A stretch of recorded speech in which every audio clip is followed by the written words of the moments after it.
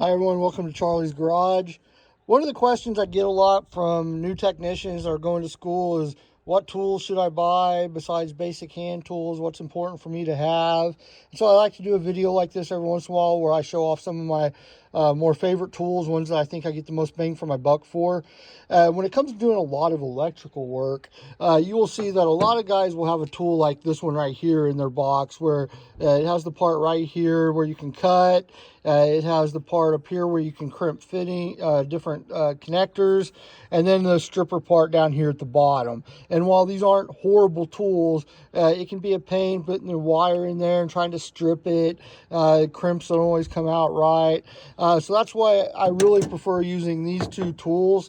These are the two tools that I use to basically rewire my Mustang from bumper to bumper. So I like this tool here because it has a good cutting edge. You can snip wires fast, and right there in the middle you can see the spot where you crimp, and you can use this to crimp just about every size of crimp fitting. So this is an awesome tool.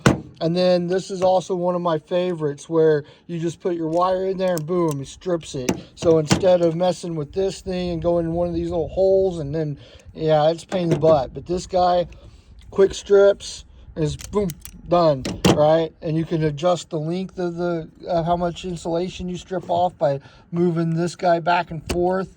It's hard to do with one hand. I was going to try and demonstrate by using this wire, but I'll try like this. You put the wire in there and then you do that. You can see how easy that was. I did it with one hand while I was holding the camera. So, and it's a perfect length to put a butt connector end on it. So, but the other thing I would recommend that I don't have out here to show you guys is, I really do like the connectors that use the solder in the middle, and I would highly recommend having a heat gun so that you can use heat shrink.